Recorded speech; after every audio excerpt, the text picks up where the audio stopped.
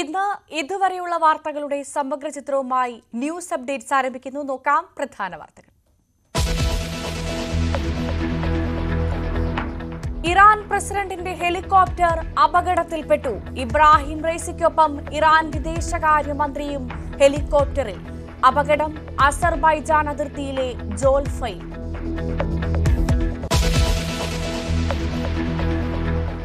സംസ്ഥാനത്ത് ഒരാഴ്ച കൂടി കനത്ത മഴ. കാലവർഷം ആൻഡമാനിലെത്തി. ബുധനാഴ്ച വരെ 4 ജില്ലകളിൽ റെഡ് അലർട്ട്. തിരുവനന്തപുരത്ത് ദുരിതമായി വെള്ളക്കെട്ട്.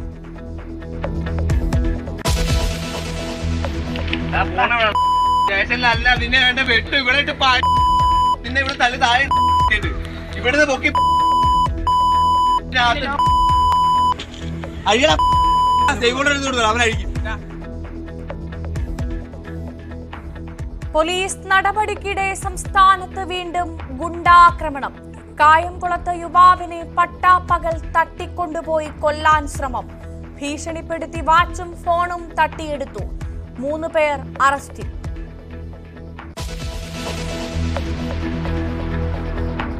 അവയവ മാഫിയ സംഘാംഗം കൊച്ചിയിൽ പിടിയിൽ. അറസ്റ്റിലായത് തൃശൂർ സ്വദേശി സബിത് നാസർ. ഇരകളെ വിദേശത്തെത്തിച്ച് കിഡ്നി കച്ചവടം നടത്തിയെന്ന് പരാതി.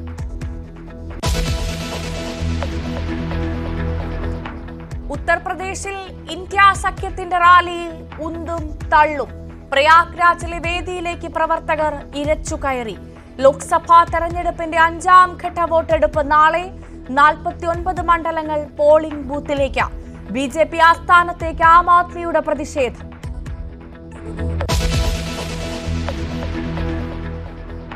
കോഴിക്കോട് മെഡിക്കൽ കോളേജിൽ വീണ്ടും ശസ്ത്രക്രിയാ പിഴവ്. യുവാവിന്റെ കൈക്ക് കമ്പി മാറിയിട്ടു. ആരോപണം തള്ളി ഓർത്തോ വിഭാഗം മേധാവി. കുടുംബത്തിന് മാധ്യമങ്ങളിൽ പറഞ്ഞ പോലെ കാലിലെ കമ്പി കയ്യിലിട്ടു, അങ്ങനെയൊന്നും അതിൻ്റെ അകത്ത് യാതൊരു സത്യമില്ല. ഓരോ ഭാഗത്തിനും ഒടിവിനും അതിൻ്റെതായ സ്റ്റാൻഡേർഡ് ഇംപ്ലാന്റ്സ് ഉണ്ട്. അത് മാത്രമേ ഇവിടെ ഉപയോഗിച്ചിരിക്കുന്നത്. കുട്ടിയുടെ ശസ്ത്രക്രിയയിൽ ഡോക്ടറെ ചോദ്യം ചെയ്യാൻ പോലീസ്.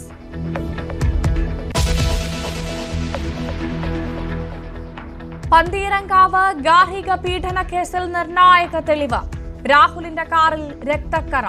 വാഹനം കസ്റ്റഡിയിലെടുത്ത് പോലീസ്. പ്രതിയെ രാജ്യം വിടാൻ സഹായിച്ച പോലീസ് ഉദ്യോഗസ്ഥന് സസ്പെൻഷൻ.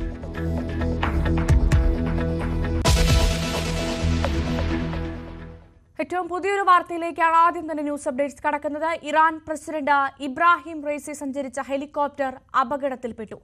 ഇറാനിയൻ സ്റ്റേറ്റ് ടെലിവിഷനാണ് അപകട വിവരം സ്ഥിരീകരിച്ചത്. ഇറാൻ തലസ്ഥാനമായ ടെഹ്റാനിൽ നിന്ന് 600 കിലോമീറ്റർ അകലെയാണ് അപകടം. അസർബൈജാനിൽ ഡാം ഉദ്ഘാടന ചടങ്ങിൽ പങ്കെടുത്ത് മടങ്ങവെയായിരുന്നു അപകടം. രഞ്ജിത്ത് രാമചന്ദ്രൻ വാർത്തയുടെ വിശദാംശങ്ങളുമായി ചേരും. രഞ്ജിത്ത്, ഏറെ ഞെട്ടിപ്പിക്കുന്ന ഒരു വാർത്തയാണ്. എന്താണ് ഈ വാർത്തയുടെ വിശദാംശങ്ങൾ? ഇറാൻ പ്രസിഡന്റിന്റെ ഒപ്പം മറ്റാരെങ്കിലും ആ ഹെലികോപ്റ്ററിൽ ഉണ്ടായിരുന്നോ? ഹെലികോപ്റ്റർ അപകടത്തിന്റെ കൂടുതൽ വിശദാംശങ്ങൾ ലഭ്യമാണോ? വിവരങ്ങൾ എന്തൊക്കെയാണ്? ഭവ്യ, ഈ ഇറാന്റെ സൈനിക കേന്ദ്രങ്ങൾ നയിക്കുന്ന അവർ നിയന്ത്രണത്തിലുള്ള വാർത്താ ഏജൻസി ഏറ്റവും ഒടുവിൽ അറിയിച്ചിരിക്കുന്നത് പ്രസിഡന്റിനായി പ്രാർത്ഥിക്കുക എന്നുള്ളതാണ്. കാരണം ഹാർട്ട് ലാൻഡിംഗ് എന്നാണ് ഇത് വിശേഷിപ്പിക്കപ്പെടുന്നത്. ഇത്തരത്തിലുള്ള ഒരു അപകടകരമായ ഒരു ലാൻഡിങ്ങിലാണ് ഈ ഹെലികോപ്റ്റർ എത്തിച്ചേർന്നത് എന്നുള്ളതാണ്. ഇതിനൊപ്പം മറ്റൊരു ഹെലികോപ്റ്റർ കൂടി ഉണ്ടായിരുന്നു. രണ്ടാമത്തെ ഹെലികോപ്റ്ററും അപകടത്തിൽപ്പെട്ടു എന്നാണ് നമുക്ക് ലഭിക്കുന്ന വിവരം. നേരത്തെ പറഞ്ഞതുപോലെ അസർബൈജാനും ഇറാനും ചേർന്ന് അരാസ് നദിയിൽ പണി കഴിപ്പിച്ച ഒരു അണക്കെട്ടുണ്ട്. അതായത് 3ാമത്തെ അണക്കെട്ടാണ്. 3ാമത്തെ അണക്കെട്ടിന്റെ ഉദ്ഘാടനം നിർവഹിക്കാൻ പോവുകയായിരുന്നു പ്രസിഡന്റ് അടക്കം. പ്രസിഡന്റിനൊപ്പം ഇറാൻ വിദേശകാര്യ മന്ത്രി ഈ ഹെലികോപ്റ്ററിൽ ഉണ്ടായിരുന്നു എന്ന് മനസ്സിലാകുന്നുണ്ട്. ഒപ്പം കിഴക്കൻ അസർബൈജാൻ പ്രവിശ്യ ഗവർണർ മാലിക് റഹ്മത്തി, ഇറാനിയൻ പരമോന്നതാവ് അയത്തുള്ള ഖുമേനി എന്നിവരും ഹെലികോപ്റ്റർ ഉണ്ടായിരുന്നു എന്നുള്ള വിവരങ്ങൾ കൂടി പുറത്തു വരുന്നുണ്ട്. ഇപ്പോഴത്തെ ഒരു വലിയ പ്രതിസന്ധി ഇതുമായി ബന്ധപ്പെട്ട മോശം കാലാവസ്ഥയാണ്. കാരണം അവിടുത്തെ വിവരങ്ങൾ അറിയാൻ പോലും ഇത് കാരണം താമസമുണ്ടാകുന്നു എന്ന് ഇറാൻ സൈന്യം അറിയിക്കുന്നുണ്ട്. ടെഹ്റാനിൽ നിന്ന് 600 കിലോമീറ്റർ അകലെയാണ് ഈ സ്ഥലം ഉള്ളത്. ഇവിടെ തുടർച്ചയായ മഴയും മറ്റ് പ്രശ്നങ്ങളുമൊക്കെ കഴിഞ്ഞ കുറേ ദിവസങ്ങളെ റിപ്പോർട്ട് ചെയ്ത ഒരു പ്രദേശം കൂടിയാണ് ഇവിടെ. വെള്ളപ്പൊക്കമൊക്കെ ഉണ്ടാകുന്ന ചില നദികളുമൊക്കെ ഈ പ്രദേശത്തുണ്ട്. ഈ മഴയുടെ ഈ മോശം കാലാവസ്ഥയിലാണ് ഹെലികോപ്റ്റർ ഇത്തരത്തിൽ ലാൻഡ് ചെയ്യേണ്ടി ഹാർഡ് ലാൻഡിങ്ങിലേക്ക് എത്തിച്ചേർന്നത് എന്നുള്ള വിവരങ്ങളാണ് ഇപ്പോൾ പുറത്തു വരുന്നത്. ഹെലികോപ്റ്റർ ഉള്ളവരുമായി ആശയവിനിമയം നടക്കുന്നുണ്ട് എന്ന ആശ്വാസകരമായ ഒരു വാർത്ത ഇറാൻ വാർത്താ ഏജൻസി പുറത്തുവിടുന്നുണ്ട്. പക്ഷേ അപ്പോഴും സാഹചര്യങ്ങൾ ആശങ്കാജനകമാണ്. ഇതിനിടെ ഒരു ചിത്രം പ്രചരിക്കുന്നുണ്ട്. ചിത്രം ഇറാൻ വാർത്താ ഏജൻസി പുറത്തുവിട്ടിട്ടുണ്ട്. അത് ഈ പ്രസിഡന്റ് അടക്കമുള്ളവർ ക്ഷമിക്കണം ഹെലികോപ്റ്ററിൽ നിന്നും ഒരു ലാൻഡ് ചെയ്ത ഒരു ഹെലികോപ്റ്ററിൽ നിന്നും പുറത്തേക്ക് നടന്നു വരുന്ന ദൃശ്യങ്ങളാണ്. അതിൻ്റെ ആധികാരിക സംബന്ധിച്ചുള്ള വിശദാംശങ്ങൾ വ്യക്തമാകേണ്ടതുണ്ട്. പക്ഷേ ഇപ്പോഴും പ്രസിഡന്റ് സേഫാണ് എന്ന തരത്തിലുള്ള ഒരു മെസ്സേജ് അല്ലെങ്കിൽ അതിനൊപ്പമുള്ളവർ സേഫാണ് എന്ന തരത്തിലുള്ള ഒരു മെസ്സേജ് ഇറാൻ വാർത്താ ഏജൻസികളുടെ ഭാഗത്തു നിന്ന് ഇറാൻ്റെ ഭാഗത്തു നിന്ന് ഔദ്യോഗികമായി ഉണ്ടാകുന്നില്ല എന്നുള്ളതാണ് പ്രശ്നം. ഇപ്പോൾ അപകടം നടന്നിട്ട് ഏതാണ്ട് 2 മണിക്കൂർ പിന്നിടുന്ന പശ്ചാത്തലം കൂടി ഇതിനോട് ചേർത്ത് വായിക്കണം. ഇതുവരെയും അതുമായി ബന്ധപ്പെട്ട വിവരങ്ങൾ കൂടുതലായി പങ്കുവെക്കാൻ ഇറാന് സാധിക്കാത്തത് ഒരു പ്രശ്നമാണ്. ഏതായാലും പ്രാർത്ഥിക്കുക, ഇറാൻ പ്രസിഡന്റിന് വേണ്ടി പ്രാർത്ഥിക്കുക എന്ന തരത്തിൽ ഈ ഏറ്റവും അവസാനം വന്ന മെസ്സേജിൽ തന്നെയാണ് ഇപ്പോൾ അതിൻ്റെ ഗൗരവം കൂടി നമ്മൾ ചേർത്ത് വായിക്കേണ്ടത്. അതുകൊണ്ട് തന്നെ ഈ അപകടം അല്പം ഗൗരവതരമായി സംഭവിക്കാൻ സാധ്യതയുണ്ട് എന്നും കൂടി മനസ്സിലാക്കേണ്ട പശ്ചാത്തലമാണ് ഇപ്പോഴുള്ളത്. ഭവ്യ, ശരി, എന്തായാലും ഇറാൻ പ്രസിഡന്റ് സഞ്ചരിച്ച ഹെലികോപ്റ്റർ അപകടത്തിൽപ്പെട്ടു എന്നുള്ള പുതിയ വാർത്തയാണ് വരുന്നത്. രഞ്ജിത്ത് രാമചന്ദ്രനാണ് വാർത്തയുടെ വിശദാംശങ്ങൾ പങ്കുവച്ചത്. സംസ്ഥാനത്ത് ഒരാഴ്ച കൂടി മഴ തുടരുമെന്ന് കാലാവസ്ഥാ വകുപ്പ്. മാലദ്വീപ്, കൊമോറിയൻ മേഖല, തെക്കൻ ബംഗാൾ ഉൾക്കടൽ, നിക്കോബാർ ദ്വീപുകൾ, തെക്കൻ ആൻഡമാൻ കടൽ എന്നിവിടങ്ങളിലെ ചില ഭാഗങ്ങളിൽ കാലവർഷം എത്തിയതായി കേന്ദ്ര കാലാവസ്ഥാ വകുപ്പ്. തെക്കൻ തമിഴ്നാടിന് മുകളിൽ ചക്രവാത ചുഴിയും മധ്യ മഹാരാഷ്ട്രയിൽ നിന്നും തെക്കൻ തമിഴ്നാട് വരെ ന്യൂനമർദ്ദപാത്തിയും രൂപപ്പെട്ടിട്ടുണ്ട്. ഇതിന്റെ ഫലമായാണ് കേരളത്തിൽ അടുത്ത 7 ദിവസം മഴ ശക്തമാകുന്നത്. അതേസമയം 4 ജില്ലകളിൽ അതിതീവ്ര മഴ ഉണ്ടാകുമെന്നാണ് പ്രവചനം. 3 ദിവസത്തേക്ക് പത്തനംതിട്ട, ആലപ്പുഴ, കോട്ടയം, ഇടുക്കി ജില്ലകളിൽ റെഡ് അലർട്ട് പ്രഖ്യാപിച്ചു. 4 ദിവസത്തേക്ക് തിരുവനന്തപുരം, കൊല്ലം, എറണാകുളം ജില്ലകളിൽ ഓറഞ്ച് അലർട്ടാണ്. കനത്ത മഴയിൽ തിരുവനന്തപുരം കുഴിവിളയിലും അരശമൂടും മുക്കോലക്കലും ഉള്ളൂരിലും വീടുകളിൽ വെള്ളം കയറി. വഴുതക്കാട് കലാഭവൻ തിയേറ്ററും വെള്ളത്തിലായി. അട്ടക്കുളങ്ങരയിലും ചാലയിലും കിള്ളിപ്പാലത്തും വെള്ളക്കെട്ട് രൂക്ഷമാണ്. സ്മാർട്ട് റോഡ് നിർമ്മാണത്തിനെടുത്ത കുഴികളിൽ വെള്ളക്കെട്ട് രൂപപ്പെട്ടു.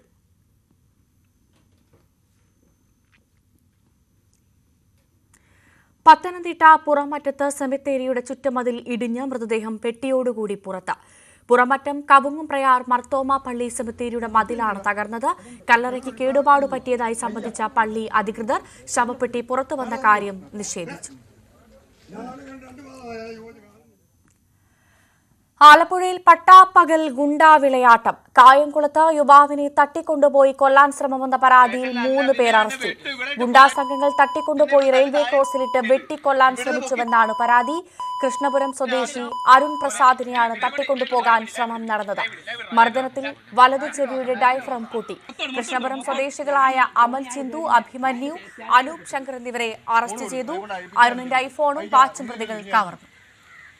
സ്റ്റൈൽ നിനക്കെന്ന് അറിയോ? നിനക്ക് രംഗണ്ണെന്ന് കേട്ടിട്ടേ ഉള്ളൂ. നിനക്ക് രംഗണ്ണ സ്റ്റൈൽ നിനക്കെന്ന് അറിയോ? നിന്റെ സംസാരിക്കാൻ രംഗണ്ണ സ്റ്റൈൽ നിനക്കെന്ന് അറിയോടാ? നിനക്ക് ഇനി മേലാണ് ചെറുക്കനെ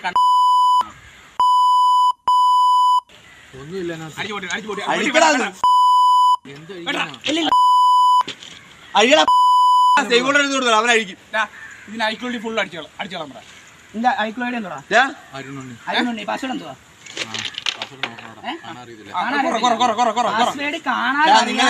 ഇതുവഴി ഞാൻ എടുത്ത് പൊക്കിയിടും വെളിയിലോട്ട്.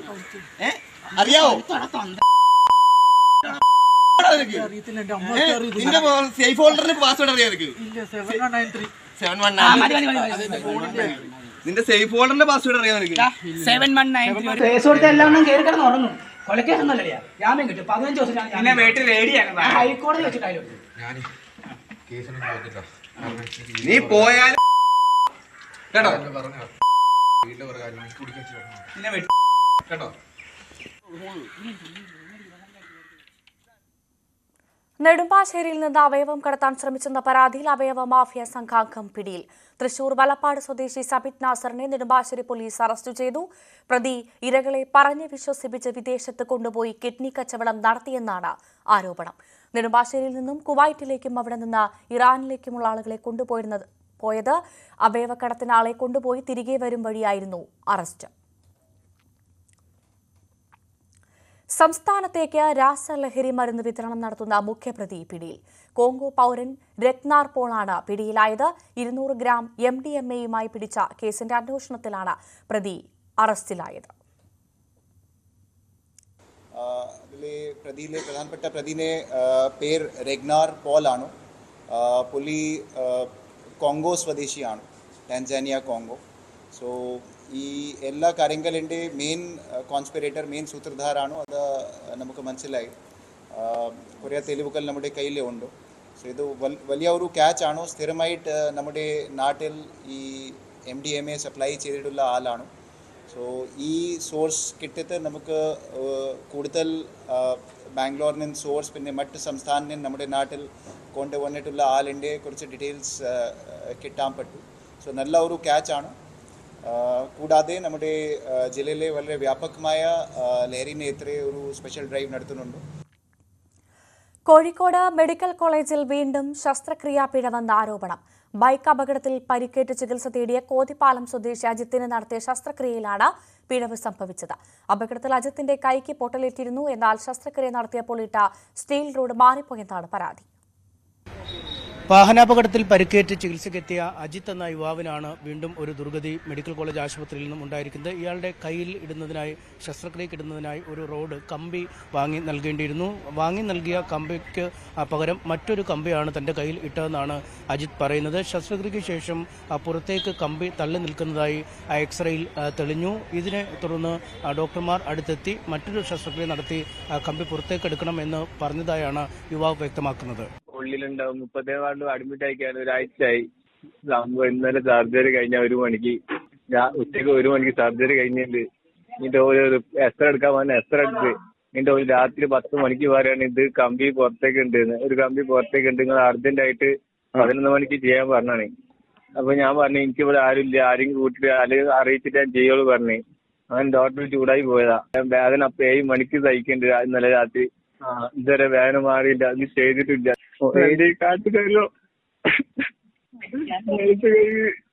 ആക്സിഡന്റ് ആയതാണ്. യുവാവിന്റെയും കുടുംബത്തിന്റെയും പരാതിയുടെ അടിസ്ഥാനത്തിൽ മെഡിക്കൽ കോളേജ് പോലീസ് സംഭവവുമായി ബന്ധപ്പെട്ട് കേസെടുത്തു. മെഡിക്കൽ കോളേജ് ACPയുടെ നേതൃത്വത്തിലുള്ള പൊലീസ് സംഘം ആശുപത്രിയിലെത്തി രോഗിയുടെ മൊഴി രേഖപ്പെടുത്തി വിശദമായ പരിശോധന ഇതുമായി ബന്ധപ്പെട്ട് നടത്തും. ഈ ചികിത്സാ പിഴവ് ഉണ്ടായിട്ടുണ്ടോ എന്ന പ്രാഥമിക വിവരം ലഭിച്ചതിന് ശേഷമാവും മെഡിക്കൽ ബോർഡ് രൂപീകരണം അടക്കമുള്ള കാര്യങ്ങളിലേക്ക് കടക്കുക എന്ന് അദ്ദേഹം പറഞ്ഞു. കയ്യിൽ ഓപ്പറേഷൻ ചെയ്തിരുന്നു. അപ്പോൾ ഓപ്പറേഷൻ കഴിഞ്ഞു. അപ്പോൾ അതിനകത്ത് കമ്പിയിട്ടുണ്ടായിരുന്നു. അപ്പോൾ ആ കമ്പി മാറിപ്പോയി എന്നുള്ള ഒരു കൺസെപ്റ്റാണ് അവർ പറയുന്നത്. അപ്പോൾ അത് ബാക്കിയിലെ കാര്യങ്ങളൊക്കെ നമുക്ക് ഇതിൻ്റെ മെഡിക്കൽ ആംഗിളിൽ പറയാൻ വേണ്ടി പറ്റില്ല. അതൊക്കെ നമുക്ക് എന്തായാലും ഒരു പരാതി പ്രകാരം കേസ് രജിസ്റ്റർ ചെയ്യുന്നു. നമ്മൾ മെഡിക്കൽ കോളേജ് സ്റ്റേഷനിൽ കേസ് രജിസ്റ്റർ ചെയ്യുന്നുണ്ട്.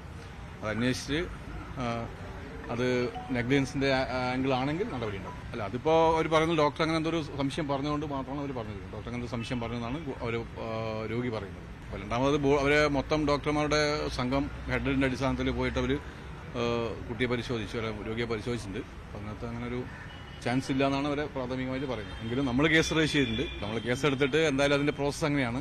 മെഡിക്കൽ ബോർഡ് രൂപീകരിക്കുക, റിക്വസ്റ്റ് കൊടുക്കുക, DMO മെഡിക്കൽ ബോർഡ് രൂപീകരിക്കും. അത് അവരത് പരിശോധന നടത്തിയിട്ട് അതിന് നെഗ്ലിജൻസ് ഉണ്ടെങ്കിൽ നമുക്ക് റിപ്പോർട്ട് ചെയ്യും. ഇതിനൊരു ഓൾറെഡി IPC വകുപ്പ് പ്രകാരം നമ്മൾ FIR ഇടാൻ വേണ്ടി പോവുകയാണ്. അപ്പോൾ അതിനുശേഷം അത് നിൽക്കുമോ, അത് നെഗ്ലിജൻസ് പ്രകാരമുള്ള ഒഫൻസ് ഉണ്ടോ എന്ന് അറിയണമെങ്കിൽ ഈ മെഡിക്കൽ ബോർഡിൻ്റെ സർട്ടിഫിക്കറ്റ് കിട്ടണം, അല്ലെങ്കിൽ റിപ്പോർട്ട് കിട്ടണം. അതിനുശേഷം നമ്മൾ തുടർന്ന് നടപടി സ്വീകരിക്കും. നേരത്തെ മെഡിക്കൽ കോളേജ് ആശുപത്രിയിൽ 4 വയസ്സുകാരിക്ക് അവയവം മാറി ശസ്ത്രക്രിയ നടത്തിയതുമായി ബന്ധപ്പെട്ട് കൂടുതൽ നടപടികളിലേക്ക് കടക്കുന്നതായും മെഡിക്കൽ കോളേജ് ACP അറിയിച്ചു. മെഡിക്കൽ രേഖകൾ ഇതിനകം വാങ്ങിക്കഴിഞ്ഞിരിക്കുന്നു. അവ വിശദമായി പരിശോധനയ്ക്ക് വിധേയമാവും. ഒപ്പം മെഡിക്കൽ ബോർഡിന്റെ റിപ്പോർട്ട് ലഭിച്ച ശേഷം ഈ ചികിത്സാ പിഴവടക്കമുള്ള കാര്യങ്ങൾ ഉണ്ടായോ എന്ന് പരിശോധിക്കും. ഡോക്ടർമാരുടെയും മറ്റ് ജീവനക്കാരുടെയും മൊഴികൾ ഇതിനകം രേഖപ്പെടുത്തി കഴിഞ്ഞിരിക്കുന്നു. ആരോപണ വിധേയനായ ഡോക്ടറുടെ മൊഴി അല്ലെങ്കിൽ അദ്ദേഹത്തെ അധികം വൈകാതെ ചോദ്യം ചെയ്യുമെന്നും അദ്ദേഹം വ്യക്തമാക്കി. അതിൽ ഡോക്ടേഴ്സിനൊക്കെ ചോദിച്ച് ഡോക്യുമെന്റ്സ് ഒക്കെ എടുത്തിട്ടുണ്ട്. അതും ഇതേപോലെ തന്നെ നമ്മൾ അടുത്ത സ്റ്റെപ്പ് മെഡിക്കൽ ബോർഡിന് കൊടുത്ത് മെഡിക്കൽ ബോർഡിന്റെ റിപ്പോർട്ട് കിട്ടിയ സ്ഥാനത്തിൽ അതിനകത്ത് നെഗ്ലിജൻസ് ഉണ്ടെങ്കിൽ ചെയ്യും. സംഭവവുമായി ബന്ധപ്പെട്ട് രൂപീകരിച്ചിരിക്കുന്ന medical board doctor Ashraf Manjeri medical കോളേജിലെ പ്രിൻസിപ്പലിന്റെ നേതൃത്വത്തിലാണ് മെഡിക്കൽ ബോർഡ് രൂപീകരിച്ചിരിക്കുന്നത്. 3 അംഗ മെഡിക്കൽ ബോർഡ് നാളെ യോഗം ചേരുമെന്നാണ് അറിയിച്ചിരിക്കുന്നത്. ഇതിനുശേഷം പോലീസിന് ഇതുമായി ബന്ധപ്പെട്ട ചികിത്സാ പിഴവുണ്ടായിട്ടുണ്ടോ എന്നത് സംബന്ധിച്ച വിശദമായ റിപ്പോർട്ട് നൽകും. നേരത്തെ മെഡിക്കൽ കോളേജ് സൂപ്രണ്ട് തയ്യാറാക്കിയ റിപ്പോർട്ടിൽ ഗുരുതരമായ പിഴവ് ഡോക്ടറുടെ ഭാഗത്തുനിന്നും ഉണ്ടായില്ലെന്ന കണ്ടെത്തലാണ് നടത്തിയിരുന്നത്. നാവിനടിയിൽ കുട്ടിക്ക് ഭാവിയിൽ സംസാര വൈകല്യത്തിലേക്ക് നയിക്കാൻ സാധ്യതയുള്ള ഒരു കെട്ടുണ്ടായിരുന്നു. ആ കെട്ട് നീക്കം ചെയ്തത് ഇതിൽ പിഴവില്ല.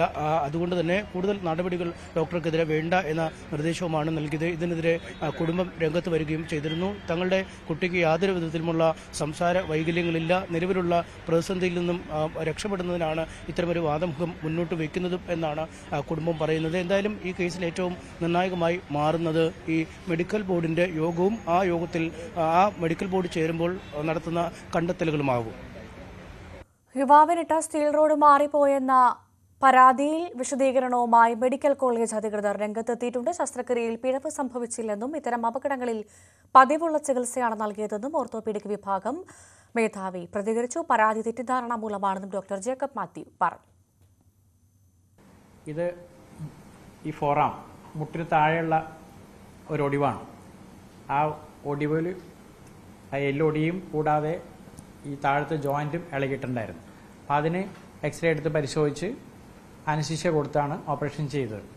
അതിന് കിട്ടേണ്ട ഗോൾഡ് സ്റ്റാൻഡേർഡ് ട്രീറ്റ്മെൻറ്റ് തന്നെയാണ് ഇവിടെ കൊടുത്തേക്കുന്നത്. എന്നാൽ ഒടിഞ്ഞ ഭാഗത്ത് പ്ലേറ്റ് ചെയ്തു. പിന്നെ താഴത്തെ ജോയിൻ്റ് ഇളകിയതുകൊണ്ട് അത് ഉറപ്പിക്കാൻ വേണ്ടി പുറമേ നിന്നൊരു ഒരു കമ്പി തൊലിപ്പുറത്ത് നിന്ന് അകത്തോട്ട് ഇട്ടേക്കണേ. അതാണ്. അപ്പം ആ രണ്ടാമത്തെ കമ്പി 4 ആഴ്ചയൊക്കെ ഉണ്ടാവുള്ളൂ. അത് ഹീൽ ചെയ്ത് കഴിയുമ്പോൾ ലിഗമെൻറ്റ് ഹീൽ ചെയ്ത് കഴിയുമ്പോൾ അത് മാറ്റാം. അതുകൊണ്ടാണ് അത് പുറത്തോട്ട് വെച്ചേക്കണം. തൊലിപ്പുറത്ത് വെച്ച് അല്പം വളച്ച് തന്നെ വെച്ചേക്കണം. എടുക്കാൻ വേണ്ടി അകത്തോട്ട് മൈഗ്രേറ്റ് ചെയ്തിരിക്കാൻ വേണ്ടിയാണ് അതങ്ങനെ വെച്ചേക്കുന്നത്. അതിൻ്റെ അത് യാതൊരു അപാകതയും ഞാൻ കാണുന്നില്ല. മാധ്യമങ്ങളിൽ പറഞ്ഞ പോലെ കാലിലെ കമ്പി കയ്യിലിട്ടു അങ്ങനെയൊന്നും അതിൻ്റെ അകത്ത് യാതൊരു സത്യവുമില്ല. ഓരോ ഭാഗത്തിനും ഒടിവിനും അതിൻ്റെതായ സ്റ്റാൻഡേർഡ് ഇംപ്ലാൻസ് ഉണ്ട്. അത് മാത്രമാണ് ഇവിടെ ഉപയോഗിച്ചിരിക്കുന്നത്. മറ്റു വാർത്തകളിലേക്ക് വന്നാൽ പന്തീരങ്കാവ് ഗാർഹിക പീഡന കേസിൽ നിർണായക തെളിവ് കണ്ടെത്തി പോലീസ്. പ്രതി രാഹുലിന്റെ കാറിൽ നിന്ന് രക്തക്കറ കണ്ടെത്തി കാർ പോലീസ് കസ്റ്റഡിയിലെടുത്തു. അതിനിടെ പ്രതിയെ രാജ്യം വിടാൻ സഹായിച്ച പോലീസ് ഉദ്യോഗസ്ഥനെ സസ്പെൻഡ് ചെയ്തു. സിവിൽ പോലീസ് ഓഫീസർ ശരത് ലാലിനെതിരെയാണ് നടപടി. സോളാർ കേസ് ഒത്തുതീർപ്പ് വാദം നിഷേധിച്ച് CPM സംസ്ഥാന സെക്രട്ടറി MV ഗോവിന്ദൻ. വിവാദത്തിന് അടിസ്ഥാനമില്ല. സോളാർ കേസിൽ ജുഡീഷ്യൽ അന്വേഷണം പ്രഖ്യാപിക്കണമെന്ന ഇടതുമുന്നണിയുടെ ആവശ്യം അന്നത്തെ UDF സർക്കാർ അംഗീകരിച്ചതുകൊണ്ടാണ് സമരം പിൻവലിച്ചതെന്നും അദ്ദേഹം പ്രതികരിച്ചു. ഉത്തർപ്രദേശിലെ പ്രയാഗ്രാജിൽ ഇന്ത്യ സഖ്യത്തിന്റെ റാലിയിൽ ആവേശം അതിരുവിട്ടു. പ്രവർത്തകർ വേദിയിലേക്ക് ഇരച്ചെത്തിയതോടുകൂടി രാഹുൽ ഗാന്ധിയും അഖിലേഷ് യാദവും റാലിയിൽ പങ്കെടുക്കാതെ മടങ്ങി. രാഹുൽ ഗാന്ധിയും സമാജ്വാദി നേതാവ് അഖിലേഷ് യാദവും ചേർന്നുള്ള പൊതുസമ്മേളനത്തിലാണ് പ്രവർത്തകരുടെ ആവേശം അതിരുവിട്ടത്. പ്രയാഗ്രാജിലെ ഫുൽപൂർ മണ്ഡലത്തിലായിരുന്നു സംഭവം. തുടർന്ന് പ്രവർത്തകരെ അഭിസംബോധന ചെയ്യാതെ രാഹുലും അഖിലേഷും മടങ്ങി. തുടർന്ന് പ്രയാഗ്രാജിലെ 2ാം റാലിക്കായി കാരഞ്ചാന മേഖലയിലെ മുങ്കാരിയിൽ ഇരു നേതാക്കളും എത്തി. അവിടെയും അതേ സാഹചര്യമുണ്ടായി.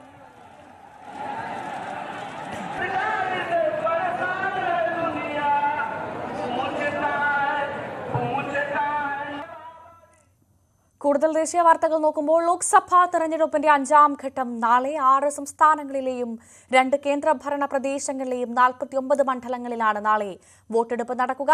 UPയിലാണ് 5ാം ഘട്ടത്തിൽ കൂടുതൽ സീറ്റുകളിൽ പോളിംഗ് ഉണ്ടാവുക. 695 സ്ഥാനാർത്ഥികളാണ് ജനവിധി തേടുന്നത്. ഉത്തർപ്രദേശിലെ അമേഠിയിലും റായ്ബറേലിയിലുമാണ് 5ാം ഘട്ട വോട്ടെടുപ്പിലെ ശ്രദ്ധേയ മണ്ഡലങ്ങൾ. റായ്ബറേലിയിൽ രാഹുൽ ഗാന്ധിയും ദിനേശ് പ്രതാപ് സിംഗും തമ്മിലാണ് പ്രധാന മത്സരം നടക്കുന്നത്. അമേഠിയിൽ സ്മൃതി ഇറാനിയും കിഷോരി ലാൽ ശർമ്മയും തമ്മിലും പോരാട്ടം നടക്കും. രാജ്നാഥ് സിംഗ് മത്സരിക്കുന്ന ലക്നൌ, പീയൂഷ് ഗോയൽ മത്സരിക്കുന്ന മുംബൈ നോർത്തും, ചിരാഗ് പസ്വാന്റെ ഹജിപൂരും ഒമർ അബ്ദുള്ളയുടെ ബാരാമുള്ളയും 5ാം ഘട്ടത്തിൽ ശ്രദ്ധേയ മത്സരങ്ങൾ നടക്കുന്ന മണ്ഡലങ്ങളാണ്. ഡൽഹി മുഖ്യമന്ത്രി അരവിന്ദ് കെജ്രിവാളിന്റെ PA ബിപ്ലബ് കുമാറിനെ അറസ്റ്റ് ചെയ്തതിനെതിരെ രാജ്യതലസ്ഥാനത്ത് ആം ആദ്മി പാർട്ടിയുടെ വൻ പ്രതിഷേധം. BJP ഓഫീസിലേക്ക് മാർച്ച് പോലീസ് തടഞ്ഞു. ആം ആദ്മി പാർട്ടി ഇല്ലാതാക്കാൻ BJP ഓപ്പറേഷൻ ചൂൽ നടപ്പാക്കുകയാണെന്ന് കെജ്രിവാൾ ആരോപിച്ചു. ഇനി അന്താരാഷ്ട്ര വാർത്തകൾ നോക്കാം. അന്താരാഷ്ട്ര വാർത്തകളുമായി കൃഷ്ണേന്ദു നായർ ചേരും.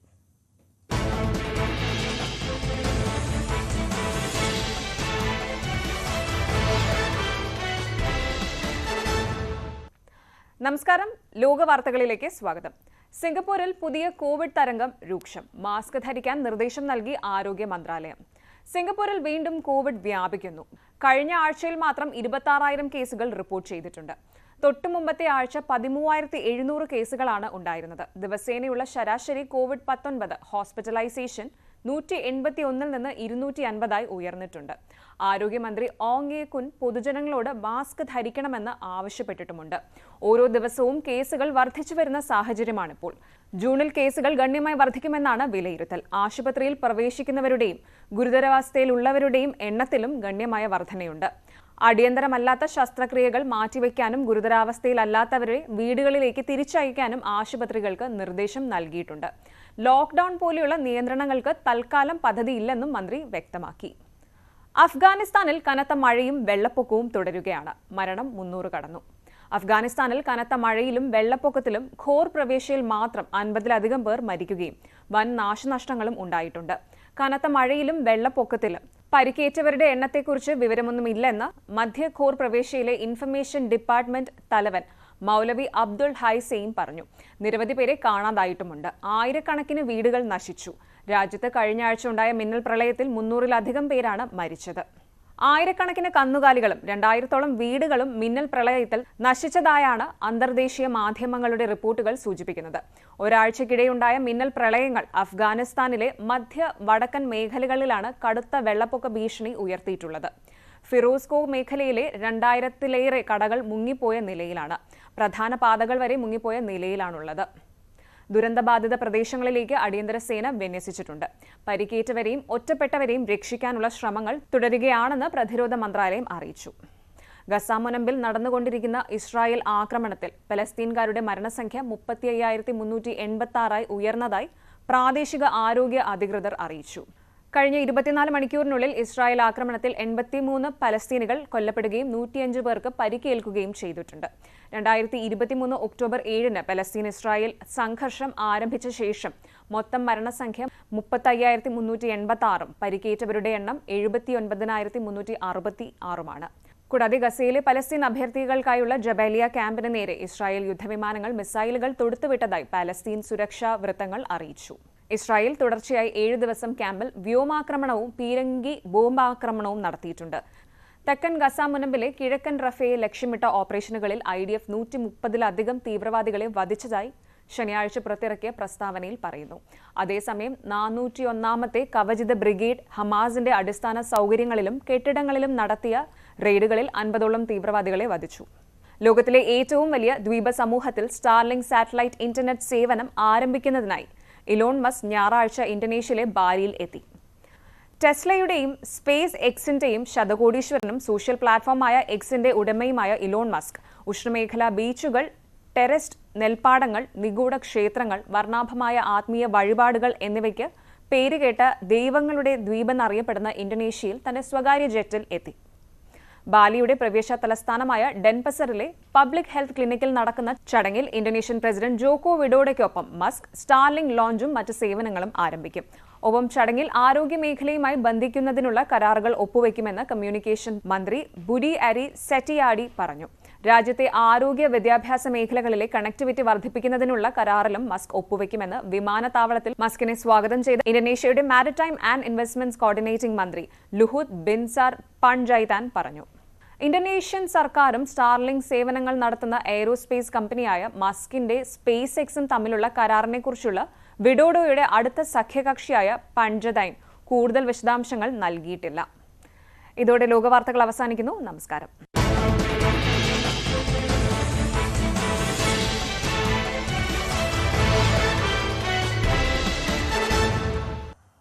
സ്വർണ്ണവെള്ളി നിരക്കുകൾ. കവിത ഗോൾഡ് ആൻഡ് ഡയമണ്ട്സ് ഇന്നത്തെ സ്വർണം വെള്ളി നിരക്കുകൾ നിങ്ങൾക്കായി സമർപ്പിക്കുന്നത് വലിയ സ്വപ്നങ്ങൾ, വലിയ സന്തോഷങ്ങൾ, വലിയ collection. Kavitha gold and diamonds. സ്വർണം 22 ക്യാരറ്റ് ഗ്രാമിന് 6820, പവന് 54,560. സ്വർണം 18 ക്യാരറ്റ് ഗ്രാമിന് 5700, പവന് 45,600. വെള്ളി ഗ്രാമിന് 96, കിലോഗ്രാമിന് 96,000.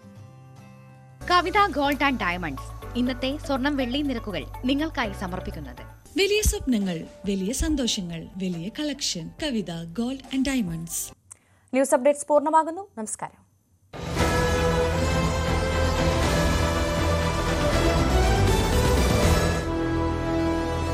Amrit Veni.